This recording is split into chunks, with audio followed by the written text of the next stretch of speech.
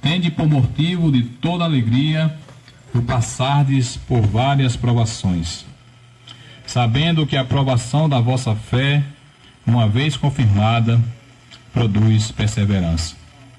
Ora, a perseverança deve ter ação completa, para que sejais perfeitos e íntegros, em nada deficientes.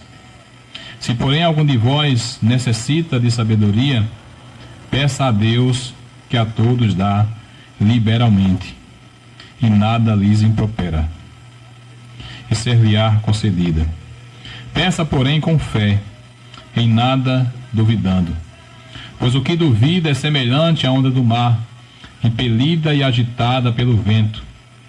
Não suponha esse homem que alcançará do Senhor alguma coisa. Homem de ânimo dobre, inconstante em todos os seus sentimentos.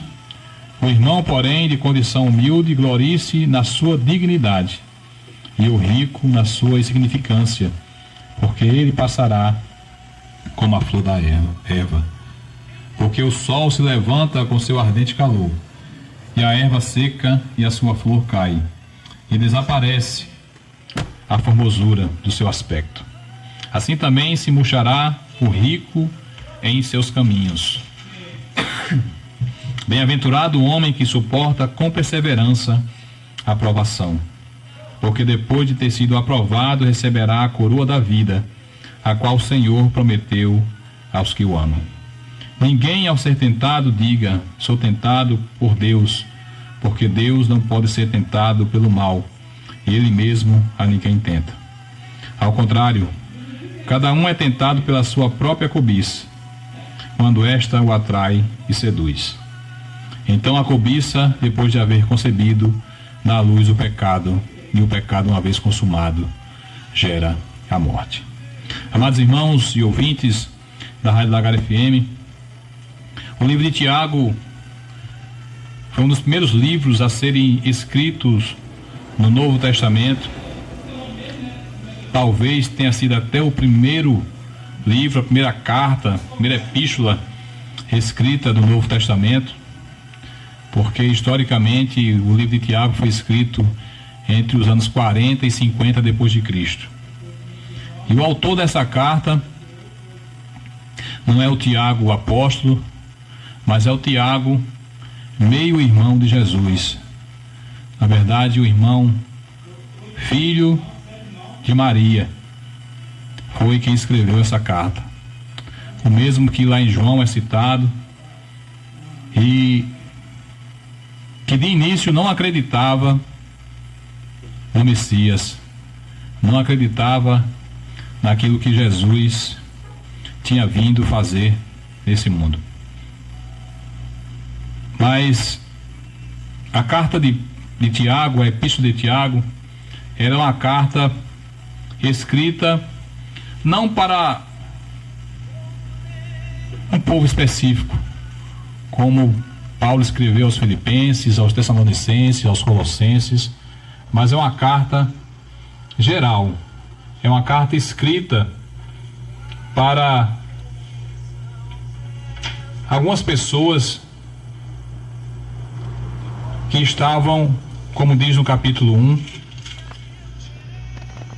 no versículo 1 diz assim: Tiago, servo de Deus e do Senhor Jesus Cristo, às 12 tribos que se encontram na dispersão, saudações. Então, Tiago estava escrevendo aqui para os judeus que tinham se convertido ao cristianismo e que estavam espalhados pelo mundo, já que quando a carta de Tiago foi escrita, a pregação da palavra, o evangelho em si, não estava sendo difundido, divulgado aos gentios.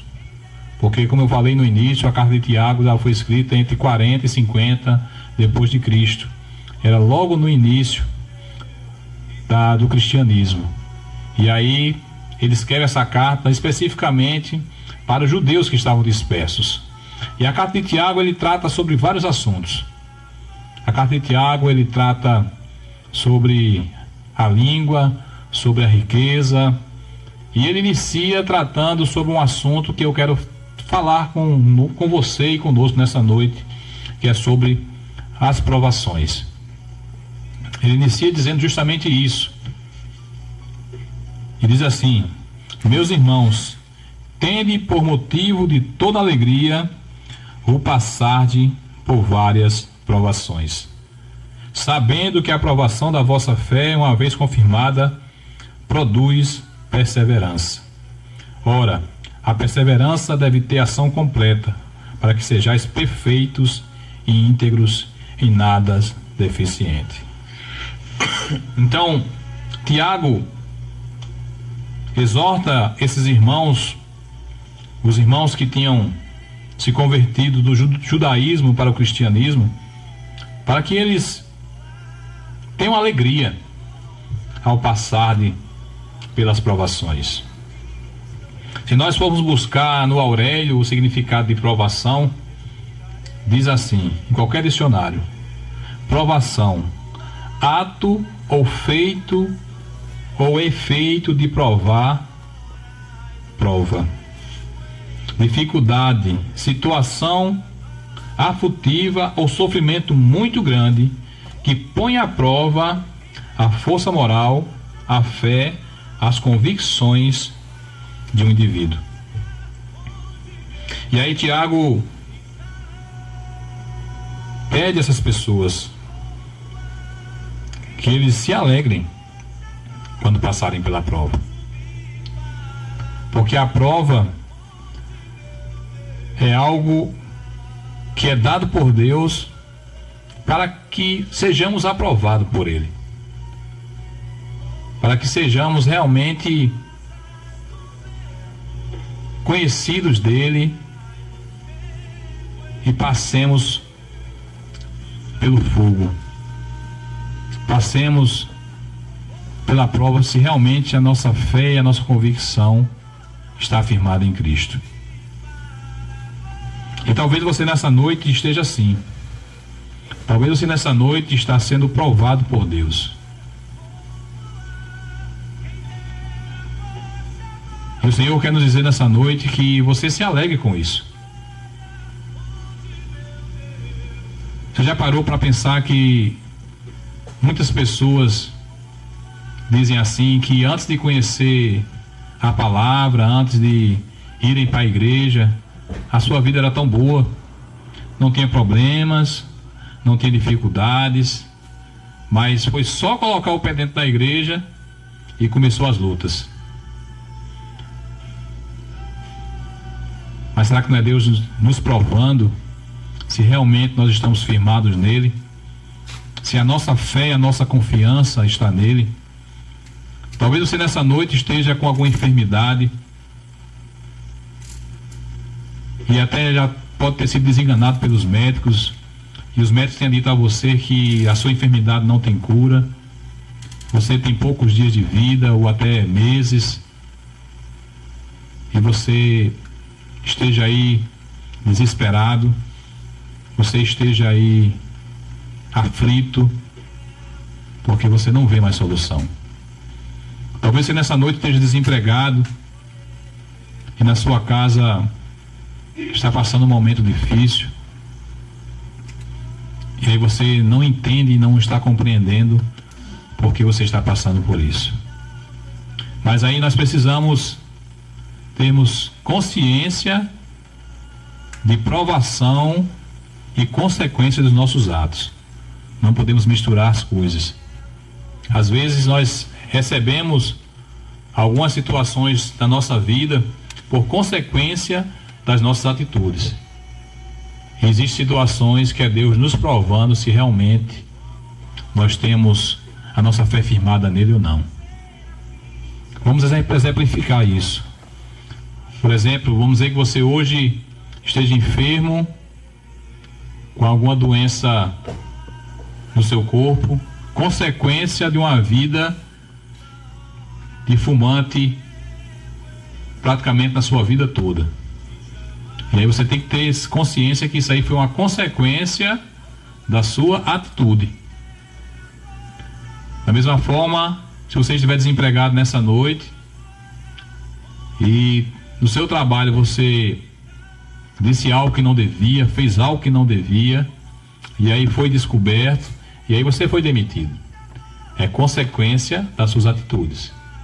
E a gente precisa separar essas coisas. Mas Deus nos prova, irmãos. Deus nos prova a nossa fé. Deus nos prova a nossa convicção nele.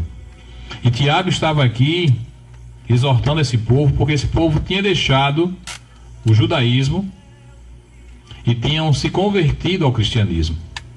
Eles tinham crido em Cristo. E por causa disso, muitas provações eles estavam passando. E nessa noite, o Senhor quer tratar conosco também sobre isso. Será que nós temos passado pela prova e temos glorificado a Deus? Ou temos murmurado, temos reclamado, porque nós temos passado pela prova? E ele continua no versículo 5, diz assim: se porém algum de vós necessita de sabedoria, peça a Deus, que a todos dá liberalmente, e nada lhes impropera, e ser-lhe-á concedida. Peça, porém, com fé, em nada duvidando, pois o que duvida é semelhante à onda do mar, impelida e agitada pelo vento. Não suponha esse homem que alcançará do Senhor alguma coisa. Homem de ânimo dobre, inconstante em todos os seus caminhos. Então, Tiago também chama a atenção dessas pessoas. E se alguém não tem sabedoria, peça a Deus, porque Ele dá sabedoria. Mas peça com fé, não duvidando. Porque, irmãos, muitos dizem que tem fé, muitos dizem que acredita, que confia, mas não confia plenamente no Senhor. E aí, será que nós realmente estamos confiando no nosso Deus? Ou nós temos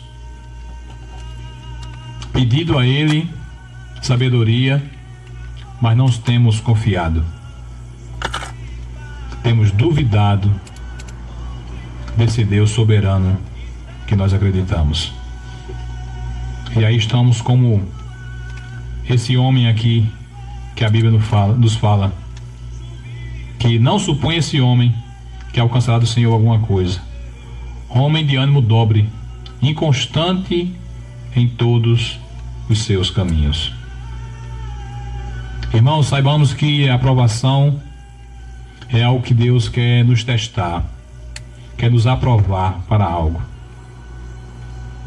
E todo cristão, ele passa pela aprovação. Eu não sei que provação você está passando nessa noite. Eu não sei como você está nessa noite na sua casa, o que você está sendo provado. Mas, como Tiago disse a esses irmãos,